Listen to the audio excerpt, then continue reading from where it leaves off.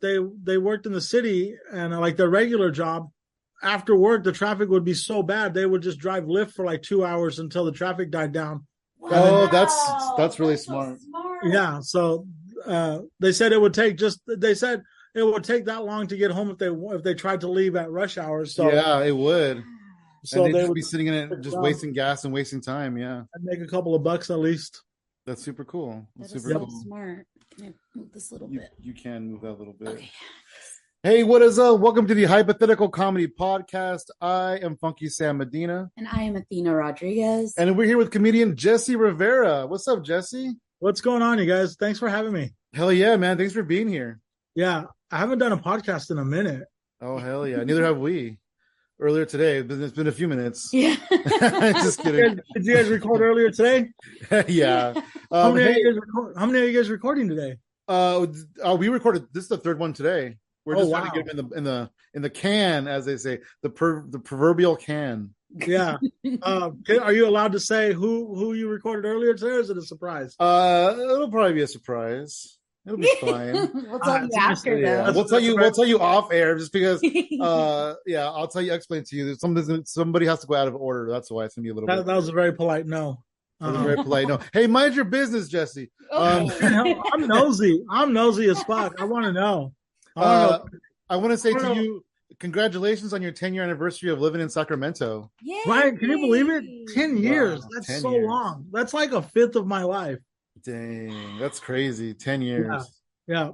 That's a good chunk of my life now. How has the last 10 years in Sacramento treated you? Very good. I mean, excellent. Especially like there's no bad times at all. I mean, of course there's bad days and bad weeks, but no. I have no complaints. No, nothing. Excellent. I like Sacramento. I want to get involved more in comedy there. Yeah. I see you reaching out to folks and trying to get up more out here. It's great. I think it's a great comedy scene. We were talking to Drew Schaefer on the podcast recently. Yep. And I was like, "Oh, we performed in Sacramento for the first time."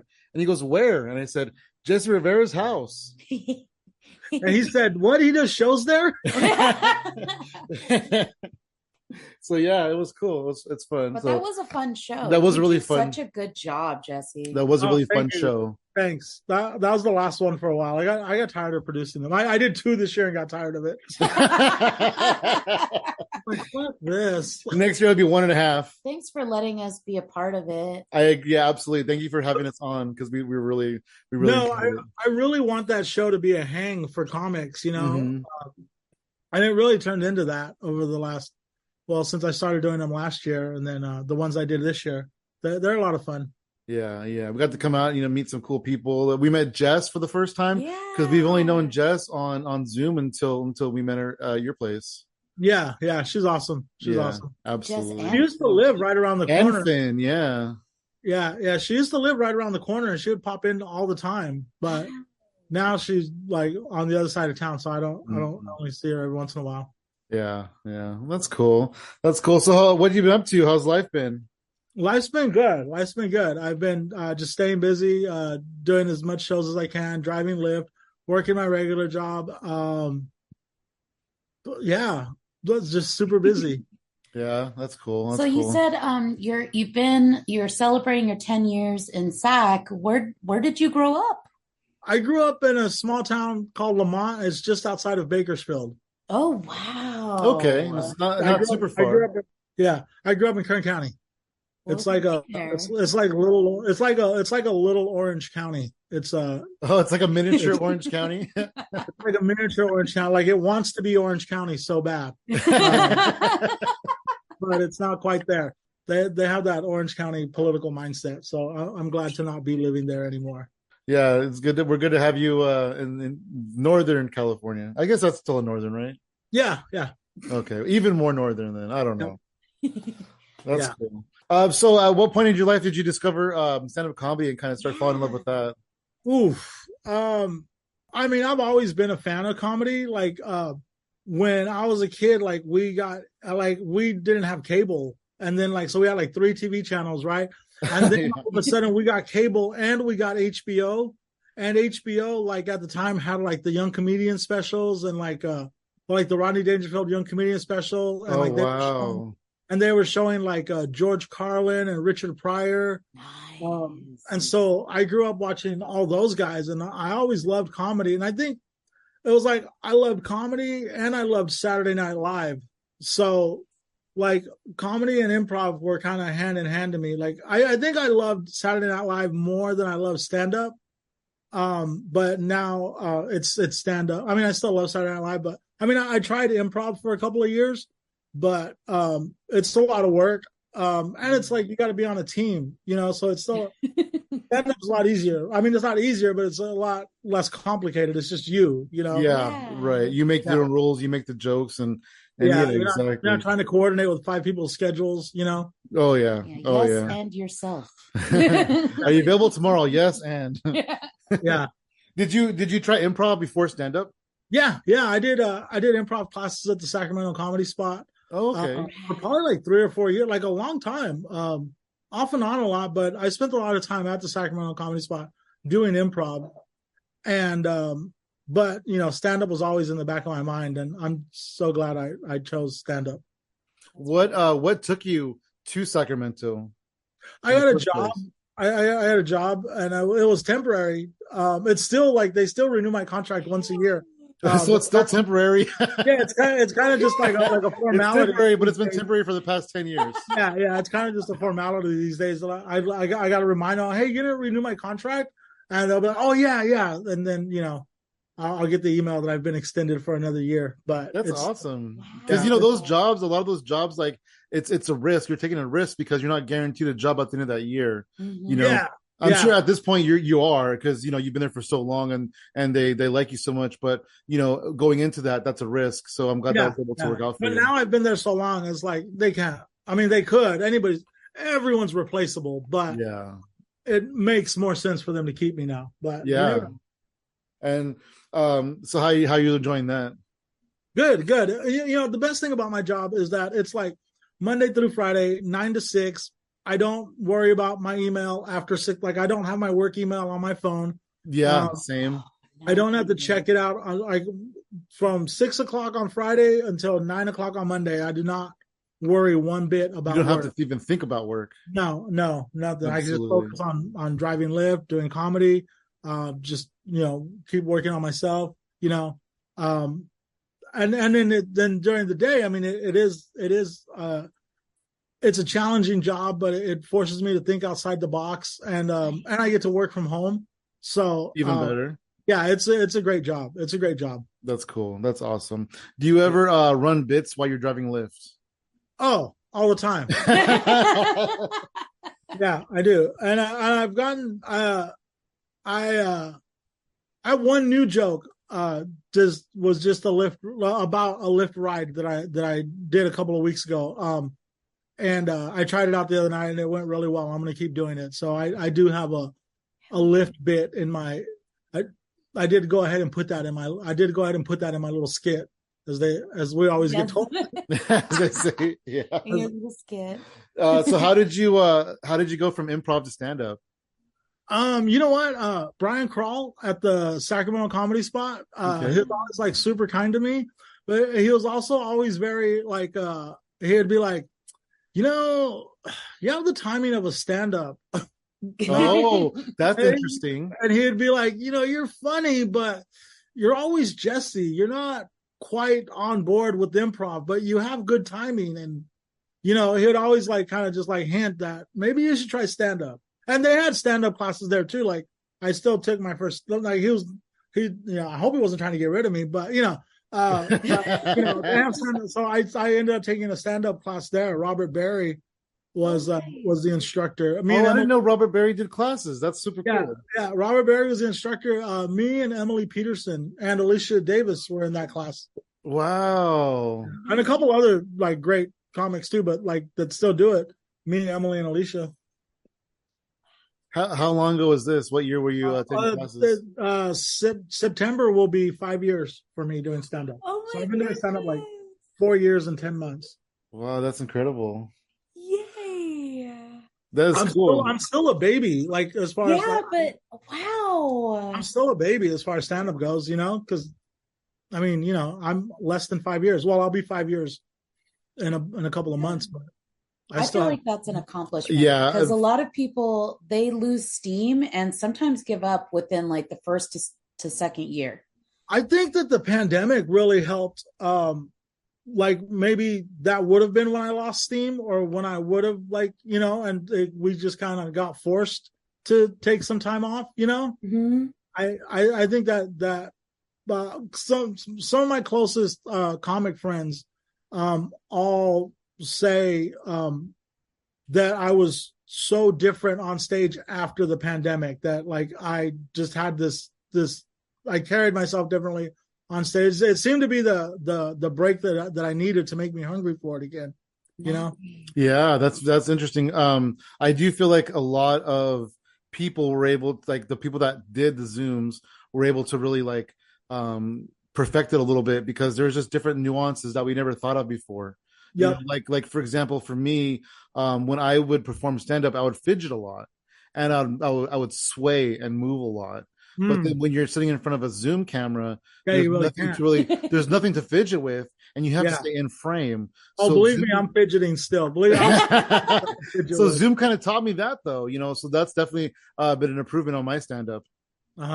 Awesome. Yeah, and that was when I met you guys, right? I was like during the pandemic, and Tara Wiedner was hosting those roulette.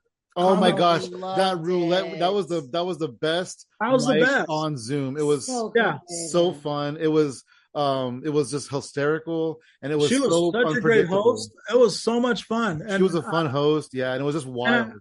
And I needed like to work on my riffing, and that helped me so much. Yeah. How did you so you did start comedy, what, 2018 then? Yeah. And you're going strong. So what was it like for you then when the pandemic did hit? Yeah. It was crushing. Well, and when the pandemic hit, I was also I was also doing my podcast, and I was doing the podcast here in the living room.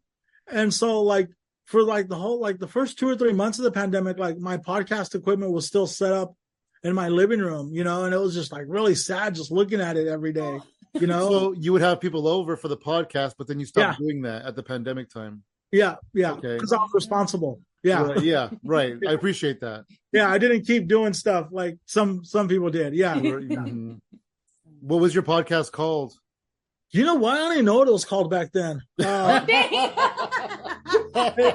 think it started off as Comic Talk. It was Comic Talk, the podcast. Then I got tired of talking to comics, so then I was having to recycle through comics. I was like, these guys just want to talk about themselves. And so I started like talking to artists and tattoo artists and like just creatives in Sacramento. And by the end it was like coffee dates with Jesse Rivera. That's cool though, because I feel that doesn't like pigeonhole you into a certain category. Yeah, you kind of do anything you want with it. Yep. Did you serve coffee when they came over? Oh yeah. I'm like, you better. You better go over for a coffee. There's no coffee. Yeah, that's like my thing, is like having people over for coffee. I love I love making guests a cup of coffee. Are you gonna relaunch your podcast? Are you considering that at all? That'd be great. I would love to, but I really wish, like, if I had a producer, I would do it to where we are a lot of work. But it's a lot of work. I mean, I don't have to tell you guys how much work it is. It's a lot of work, and I miss it. I do. And every once in a while, I'll start like brainstorming of ways to like bring it back, but make the production super simple. But I don't. I mean, I'm sure I'll bring it back someday, but I don't have that it's going to be back tomorrow now. that's yeah. Well, that's understandable. Wow, that's super fun though. I like that.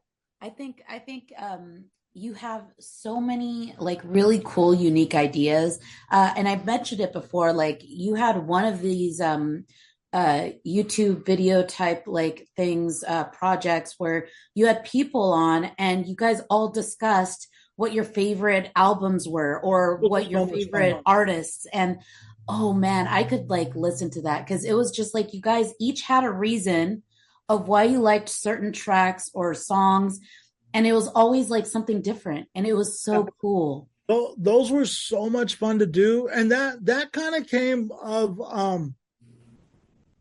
where, so like the inspiration for that, there was like a couple of things that inspired that. One is that I was really getting tired of carrying the conversation in a podcast, right? Like I really got tired of carrying the conversation in a podcast.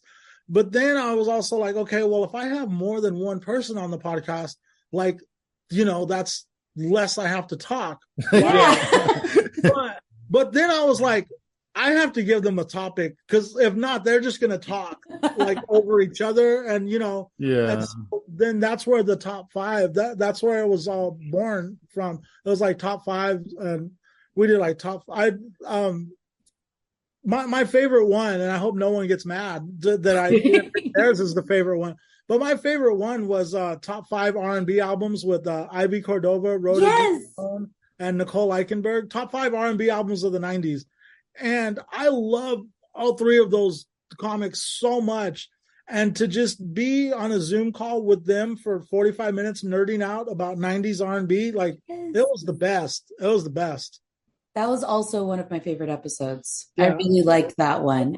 Another great one that where I got educated was I did top 5 female SNL cast members. Oh, that's interesting. Yeah.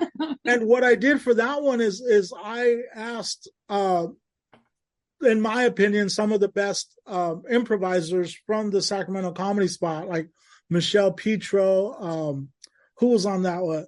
That was like Michelle Petro, Charlotte Horror, and this other girl who's hilarious, Lindsay Monday. I know that they're all like Saturday Night Live nerds, and it was so much fun. That one's another great one. Yeah. That one's another fun one to listen to, because they nerd the fuck out on, because these are women improvisers who like grew up idolizing these, like the way I grew up idolizing John Belushi and Dan Aykroyd. Like they grew up just idolizing Kate McKinnon and all these other great SNL cast members. So that was a lot of fun. Oh man, I loved it. I think it's such a fun. Plus, you kind of get them out of their element of just talking about themselves. They're talking about themselves and having this conversation in a group of other people liking and contributing to the conversation of something that you all enjoy. Yeah. And that just makes you like, it just, I don't want to say lifts you up, but it does. It kind of lifts you up to know that you have other people that like something that you like so much. Yeah, when that was going full steam, and then I got burned out. We were about to do one that we never did that I really wanted to do is me, Ivy Cordova, Anthony K, and Marcus Mangum were gonna do top 5 Jay-Z records.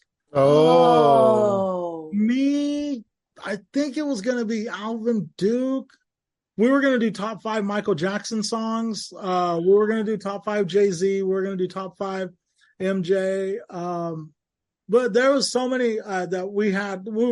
I think we never did. We were going to do top 5 U2 albums, because like Robert Barry loves U2. Wow. Yeah, we had so many planned, and then I just got burned out on it.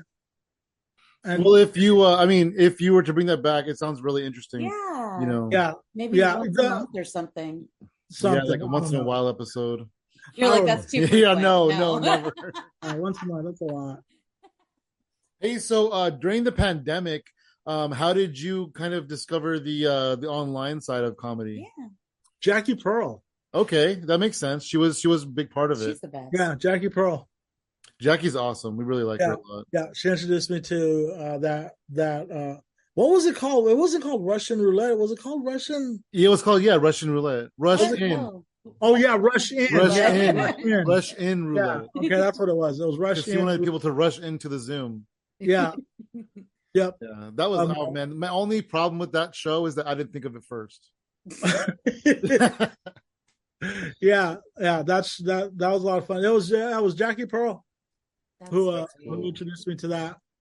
Yeah, that was. Tara was on I had Tara as a guest on my podcast. Oh, nice. Yeah, that's awesome. That's awesome. She's also from Bakersfield.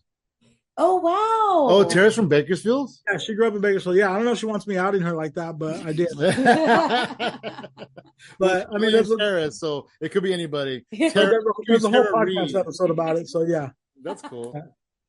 Yeah, that's awesome. So what was it like for you when the pandemic started lifting a little bit and things were opening up more? It's still a little bit cautious because remember, like us too. I think like I was super gung ho about it, and I really wanted to do a lot, but then like they shut it right back down. So I think when it came back the second time, like when the reopenings came back the second time, I was a little bit more leery. Like I didn't want to just get my hopes up again. But it was a lot of fun. When the pandemic first lifted, like when the first round of people started getting vaccinated and started getting the clear to go, I did bring the podcast back, and I did the vaccinated edition with Emma Haney and Casey Singara, and we were able to do it at the Comedy Spot with people who had already been vaccinated. So it was like the first time that we got to be. I think we were like the first ones back in the Comedy Spot doing a show post pandemic, and then like that lasted like 2 months, and then they got all shut down again. But yeah, so you're able to do your podcast in front of a live audience. Yeah, I did it in front of the audience a couple times. Before the pandemic, I was doing them like because I really wanted it to be like a late night talk show. Mm-hmm. Like I loved David Letterman growing up, and I really wanted to have like so I did a couple at the Comedy Spot where the comics would come out, do 5 minutes, and then sit down and sit with me. We would have 2 comics, and then we'd end the night just the 3 of us talking on stage about comedy. That's incredible. That is such a great idea, Jesse. I love you can have it. You can have that idea. Do it. No, okay. For you, that's like great. You're such a like warm person to have a conversation with. Sometimes, yeah. I like you. No, yeah, you have you do have a good vibe to you. But yeah, go ahead and call the Comedy Spot. Tell them I'll be right there. Oh my God. Just kidding. Yeah. Well, then, Comedy Spot and Stab, like, and I'm doing a lot of shows at Stab now, but Comedy Spot and Stab are so good to local performers. You just like shoot them an idea and they'll give it a try, That's pretty nice. Awesome. That's pretty cool. I did not know that, but yeah. You're doing what is it? WTF Abby? Oh yeah. So right now I have 2 shows at Stab. We have Dear Abby WTF, so Dear Abby, what the fuck? With Nicole Eichenberg. And that's just a fun show where we just read old Dear Abby letters and rip about it's just the craziest stuff that people write into Dear Abby about, an advice column from the 60s and 70s. It's wild. Because my answer is always like divorce. Like, what are you guys talking about? But people didn't get divorced back then, like. Do you have any of the problems that you experienced on that show from those letters? Do you remember anything that you could share with us? Yeah. One of the funniest ones was this couple writes in and is like, Dear Abby, we live in a really nice neighborhood, and a couple of months ago, what we thought were a single father and his son moved in across the street. But they've been hosting a lot of really wild parties, and we don't think that they're father and son.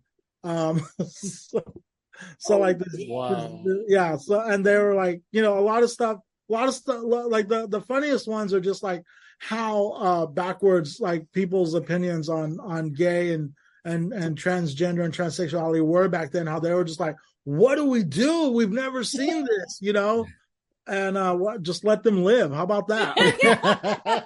Well, you don't have to do anything, Yeah. But it's just so wild, and that was only like, 30, 40 years ago. Well, no, a lot longer, right? That was like 60 years ago. Yeah, I'd say 30 years ago was the 90s. Yeah, I know. My gosh. Like it's hard to imagine that though. But I know. I just saw a thing saying that Sublime's self-titled was released 27 years ago. Yeah, it's crazy to think about that. But yeah, no, some of those letters are wild. And then I also do another show with Dana Bryant called The Book Report, where we have you do a book report on just whatever book you love, and then you do an improv scene based on the book report. Wow. So that's incredible. You have such that's what I'm saying. Incredible innovative ideas.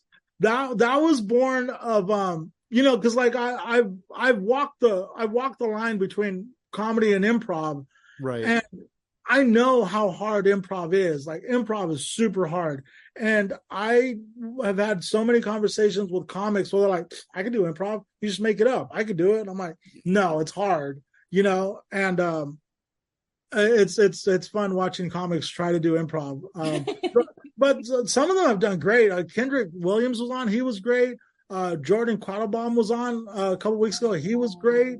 They've done great because like it's still like a new show, so people are asking to be on it, and so the people that are asking to be on it do have like some acting or some improv chops. So it's been a lot of fun, and to hear people nerd out about a book that they love, that's because like that's kind of like where it came from. Is like I love books, and I wanted to do a show that like where we got to talk about books and like old bookstores, and so we always have like a little interview segment where we talk about like why do you love books so much, and so it's a lot of fun with Dana Bryant. I love her; she's great. She's incredible. An improviser. Nice. So where are these two shows? Were people able to go to see you or see you online or anything? So these are you can search and find Stab Comedy Theater. The really cool one of the cool things about Stab is like they stream all of their shows on Twitch. Yeah, I just found that out. They have that Twitch built-in audience that, well, it's not built in. They still got to earn a following, but so people are on Twitch, like watching the shows and commenting. It's a lot of fun. So I would recommend, you could do you could subscribe to their channel. It's like $5 a month, or I think you could watch for free or something like that. I don't know.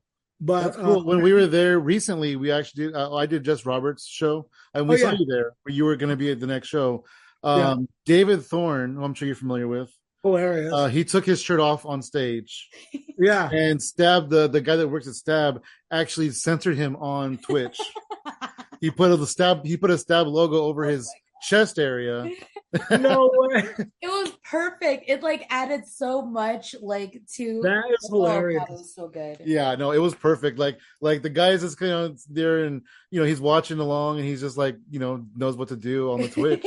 Oh yeah, he's on Jesse Jones, the dude that runs Stab Comedy. He's hey, listen, if you ever get a chance, forget what his show is called. Oh, shoot, he does improv. He's one of the funniest motherfuckers you'll ever see do improv. Oh wow! And no one ever like the comics don't ever believe me because he's always so quiet and just reserved. Yeah. He was really quiet when we were there. Yeah. He seems like so business and just, oh man, get that guy on stage and he is a wild man. He is insane. Yeah. If you ever get a chance to see him do improv, he's great. That is awesome. That is awesome. Hey, so you have a huge record collection that you're very proud of. Yeah. Yeah. You want to talk to us about that? Like some of your favorite. I just got some new records today. I just got some new ones today. I got these today. Paul Simon's Greatest Hits. Nice. Oh wow! It has Choreochrome, me and Julio down by the schoolyard. I love that song. 50 Ways to Leave Your Lover. It's great. I scored this Duke Ellington. It's a live Duke Ellington. This record fucking smokes. I was a band nerd. Like I played saxophone in marching band and jazz band. Okay. So like jazz, like I love it, and this record smokes. Got this today. I had this George Michael single for "I Want Your Sex." Wow. And this is right now. This is like my prized possession. This they call this the Robert Ludwig copy of Led Zeppelin 2, and what's so famous about this Led Zeppelin 2 is that the guy that mastered it, his name is Robert Ludwig. And he mastered it so good. It's so loud and just like bam, like it jumps off the record that it won't play on a cheap turntable because it'll just skip too much. So when it came out, like the needle jumps a little bit. Yeah, the needle will jump because it's so they call it the hot mix because it's just so boom boom boom boom boom boom boom boom boom. Like it's just so that they remastered it and took it down a level. But now, like, there's turntables that are so good that it's just an amazing sounding copy. And I think there's only like 200,000 copies were made, and saying this was like, well, I don't even know when this came out, 67. I'm not a music historian, but this is like, wow. I traded a lot of records for that. Oh, wow. I'm super happy with it. But those are my I like how every record you showed us is super old, but they all look brand new. Oh yeah, well I'm getting to the point now with my collection to where like I want like cleaner pressings of stuff, and I've learned how to take care of my stuff, and I'm trying to like purge it down to like I find stacks that I didn't even realize I forgot I had, you know. Oh, wow. Yeah, I find something, I'm like, oh shit, I remember coming home that day and I was so happy about this, and it sat there because the next day I bought something else, you know. You put it on top of it. Yeah. It happens all the time. Oh, so we have a friend who listens to only 8 tracks because he says that is like the true form of the music, and digital music doesn't really have the same quality to it. What is it about records that you love? So here it is. Listen. Here it is. When an 8-track or a record or a cassette is being made, right? The music is being laid down. It's just being put down. When a CD is being made, the music is being digitized and it's being like coded. whoa. Right? So this is smoother and warmer than this, right? That's the difference. That's the difference. And then add to that like good speakers and a good amplifier that knows to push this up and push this down and keep this here to where you can still tweak that with knobs, and you hear it in a way you've never heard it before. Like you could take like your favorite Pink Floyd, like everybody loves Pink Floyd, right? Mm-hmm. You could take your favorite Pink Floyd record, like Dark Side of the Moon, you've heard it 1,000 times. You come into my house and listen to it on vinyl, and you'll be like, I've never heard it like this before. You'll just hear all of these nuances in the music that's the way they wanted it to be heard, you know? And your friend who says that about 8-tracks, then that's probably the first way he heard music, you know, because it's on a tape. That's the way it's supposed to be. It's supposed to be on tape. It's supposed to be. I think that like not 90s. I think that like 80s hip hop, 80s and early 90s hip hop, that sounds best on cassette, because like that's how they intended it, you know, to be heard. Is like, because you know back then they were passing tapes around and to play the, you know, in your Kenwood and your Alpine, right? Like like early hip hop. Well, that's like second generation hip hop, right? It's still pre-digital, right? Yeah, that stuff sounds great on cassette. To me, that stuff sounds great on cassette. And like 90s, like I want to hear that on CD because that's the way it was recorded, you know? I didn't know that about music. That's really cool. Yeah, I'm a nerd on that shit. Yeah. That's awesome though. And then you have how big is your collection approximately? I don't know, maybe I've been saying 700 for like a year now, but it's probably more than that. I don't know. Wow. It's a lot. It's a pretty big collection. I'd like to get it down under 5. Like it's going to get smaller. Like it is. It's going to get smaller. There's just a lot of stuff that I need to get rid of. I've just been too lazy to do it, you know? But I got rid of when I saw this Led Zeppelin the other day. I probably took in a stack like that and got rid of them. Wow. Nice. So it felt good to purge and to come home with just that one, you know? Yeah, absolutely. Yeah. Also, you know, speaking of your taste and stuff, we were at your house recently, and you have like the greatest art that I've seen like in one place before. I love it. You have such a great taste in this art. You want to talk to us about some of your pieces? You know, when I got my house, somebody like got me a gift card for Bed Bath and Beyond or something. They're like, "Oh, you should go get some art at Bed Bath and Beyond." And I was like, "Okay, sure." And I went and I looked and I was like, "I'm not gonna put this crap on my walls." Like this cookie cutter, like, you know, like corporate art. Yeah, I refuse to do it, and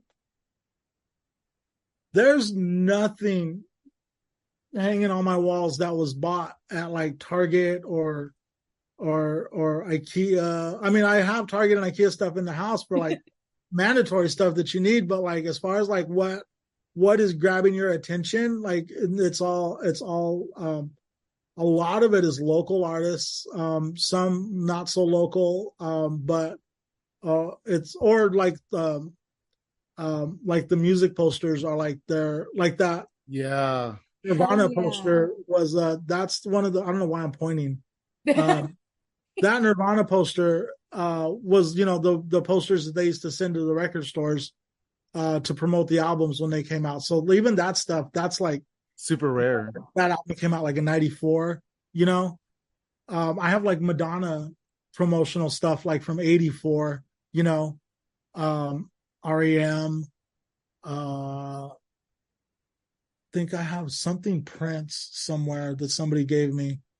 So cool. Yeah, it's all local artists and just and I'm always looking for stuff, and like it gets to the point where like I'll recycle it or I'll upcycle, like I'll give somebody something, like I just don't have room for it anymore, so I'll if I'll get a new piece, I'll give away a piece, or That is so cool. That is really cool, especially because your art is so incredible that you're just kind of like spreading it out a little bit with other people. That's awesome. Yeah. Or like if someone gives me something, I'm like, well, here, we'll take this. Yeah, I'm fine with that.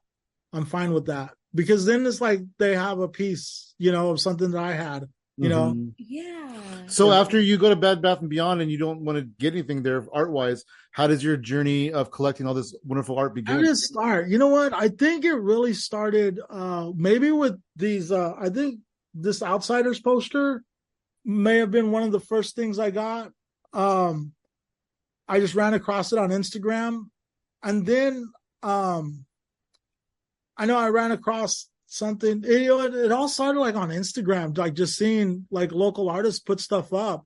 During the pandemic, a tattoo artist was doing those pours in the bathroom that I had. I got those from her during the pandemic because like they weren't able to do tattooing, right? So they had to find other ways to support them. I think the pandemic really pushed a lot of it because a lot of were just like all of a sudden couldn't go to pop-ups.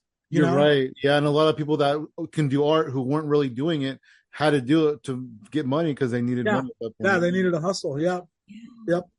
I think the pandemic really, really kickstarted that. But I've always really liked art, but I never really had a place to showcase it. But now I have the whole house, and there's stuff everywhere.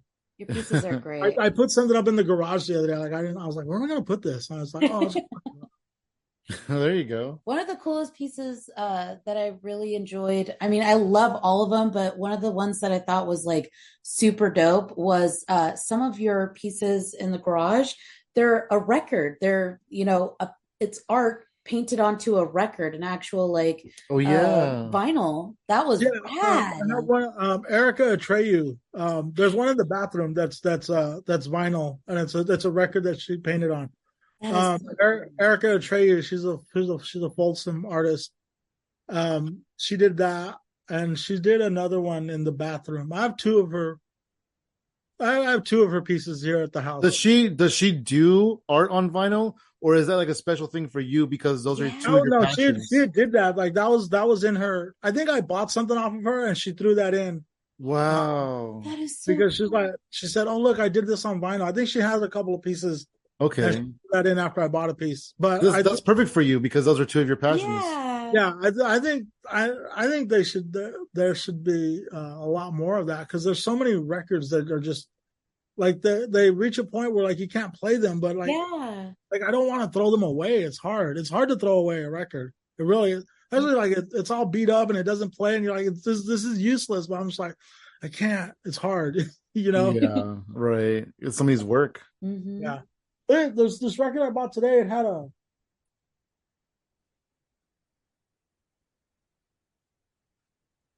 an old family photo in it. Holy whoa! Oh wow! Oh my gosh! Is there anything written on the back?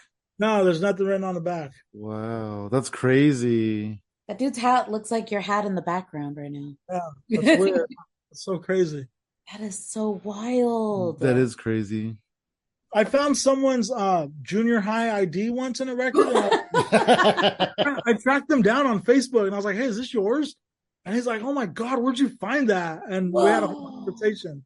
Yeah, I Yeah. found it in your house. It was their the Urban Cowboy soundtrack. It was in the Urban Cowboy soundtrack. Oh. Well then, Oh It wow. was crazy. Yeah. Yep. That's so wild. that is really crazy. How old were they? Like at this point? Well, because it was like probably from years ago if it was Yeah, Urban Cowboy. they're probably in their 50s. Yeah. Yeah. I don't remember. I just remember that. Yeah. That was one of the craziest stories about used records. This one guy, Dylan Collins, Dylan, not Dylan Collins, Dylan something. He has a record store called Noble Records, but he also has a random website, a random Instagram page of things he found in records. And Oh wow. Oh, that's interesting. That's cool. yeah, like a lot of love letters, a lot of art, a lot, yeah, the bills, you know. Oh wow. But no money, huh? Yeah, I've never found any money. No. Well, I found a couple weeks ago. I bought something, and there was signed the Harley Davidson girl, like a pinup of a Harley Davidson girl, and it was signed to like two different ones. I was like, man, this guy must have been afraid. He had to hide these from his wife. Oh No, yeah. yeah. That was my story. I was like, he probably had to hide these from his wife, and he had them hidden in this record. And they forgot about him or something. I forgot about them. They're mine now. Yeah. Yeah. They're yours now. You don't have to hide them. Yeah, I don't have to hide it. Yeah, I don't Hopefully his name was Jesse. That would have been cool. It's like, what does it say, Dear William? Yeah. Yeah. Oh, Jesse, you also go ahead, I'm sorry. The dog was right here sleeping. I was just Oh, baby. so mad. She's so mad. Like she was asleep. She was asleep 10 seconds ago. Though. She is a sweet She dog. was so sweet to us when we saw her. Yeah, she's playing. She's pretending. What were you gonna say? I say you recently also went on a weight loss journey. You want to talk about that? Yeah. Yeah. It's been crazy. I think like today is like 10 months since the surgery. And I think it's been like 130 pounds since the surgery. Oh wow. Congratulations. Yeah, that's awesome. Yeah, so that's in itself has been because I did the gastric sleeve surgery, so they shrink your stomach down, and so just like learning to eat again, but I think like one of the things that helped me on it is that, like, after the surgery they say like you can't drink alcohol, you can't drink sodas, and I already, like, I don't drink, like I haven't, like 2017 was the last time I was drunk.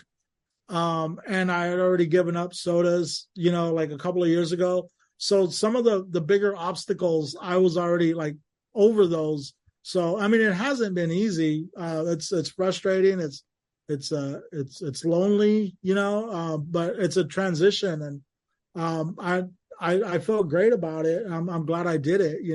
I feel like how do you feel physically? Do you feel like a lot different physically? More energy. I'm starting to get to where like I can feel my body want to do more. Like just like the house has never been this clean.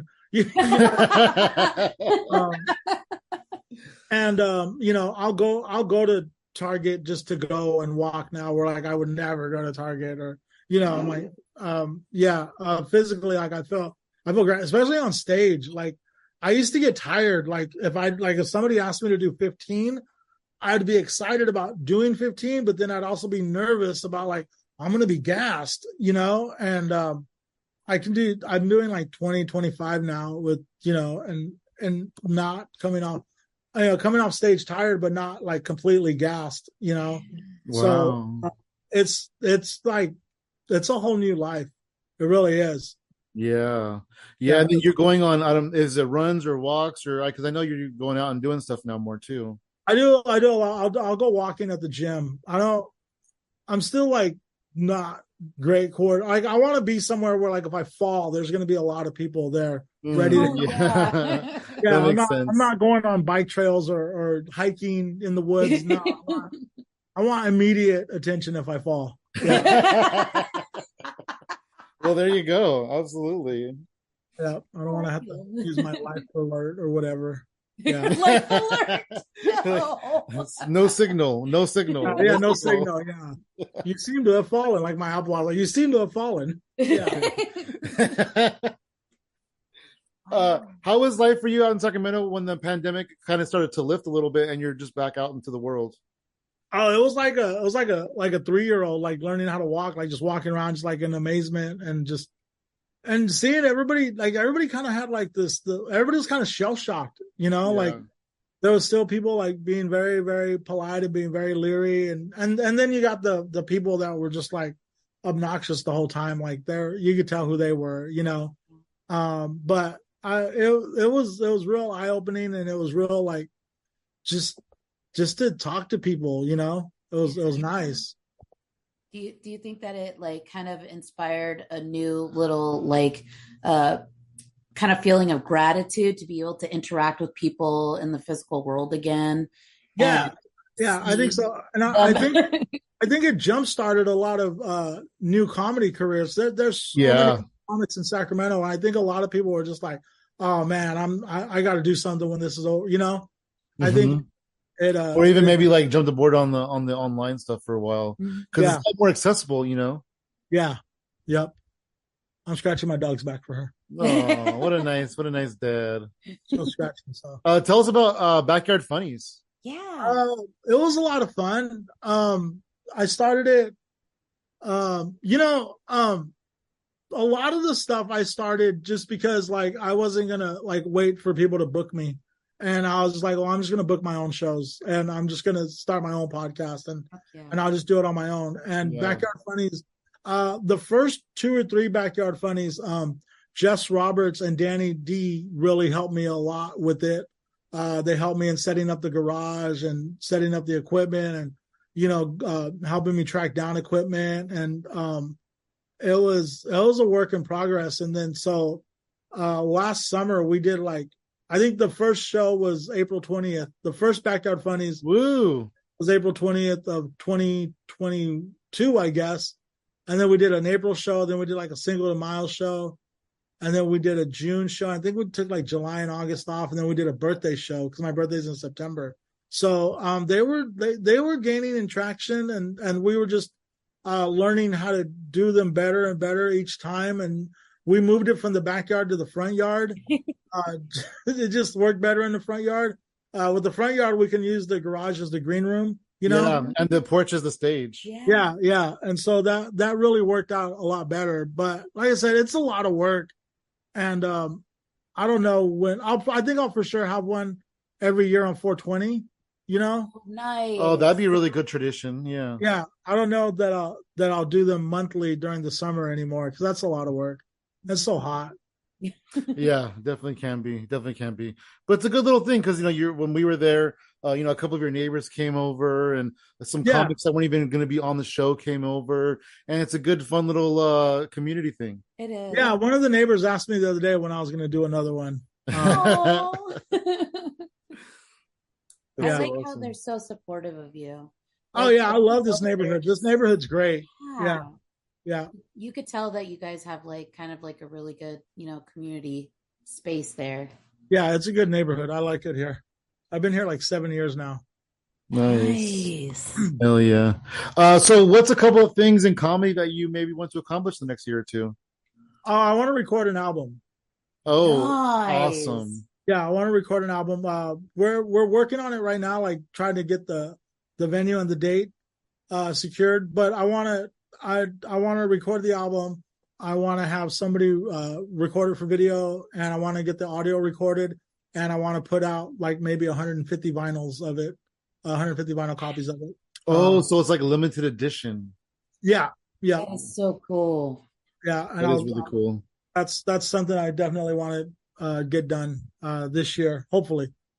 Yeah, so we'll see. You're on your way. You're already up to 25 minutes. You probably have a little bit more than that too. Yeah, and then with how you stamina, you definitely are going to be able to accomplish that. Yeah, I think like 30 or 40 minutes will be fine. I don't need to do an hour. I think 30 or 40 will be fine. And then I know, since you're so into like older music and stuff, 30 or 40 minutes is like the traditional amount of time of an album. That's how long. Yeah, 22 minutes on each side. I learned that from Linkin Park. Oh, because that's why. Because when Linkin Park, they came out in the early 2000s, but when their albums came out, they were very short, and the reason was because that was what traditional album length was. Yeah. The 90s were like when CDs came out, like bands felt that they had to fill up the CD. Oh my gosh! Or like the rappers, like Snoop Dogg, put out like double disc with like 18 tracks on each disc. Yeah, and like, you could shorten that into a solid 45 if you wanted to. Like, wow, you were just talking about that, like what, yesterday? Yeah, I was just bringing that up yesterday. That's so wild. Yeah, well, I just brought it up again, so I might bring it up again tomorrow too if I feel like it. Yeah, I was talking about. Hell yeah, awesome, Jesse. Well, thank you so much for joining us. Yeah, for sure. I had a great time. I'm glad to do it. It's been super fun talking to you and get to know you a little bit better. Thank you. Thanks. Hope you guys come out soon. Yeah, absolutely. Let us know. We'll be happy to come hang out with you anytime. Love to. Sure, we love Penelope. Yeah, we do. What was that? She's a good dog. Yeah. You want to plug your social media? Yeah, JR2L, like the initials JR and then the number 2 and then L. Nice. And there's Penelope. It's an audio podcast, you guys, but there's Penelope. Yeah, you can find me at Funky Sam Medina across the board. And I'm at She Shines For You, all spelled out, no numbers. And everything else is at Hypothetical Comedy. Thank you so much, Jesse. You're welcome. Thanks a lot, guys.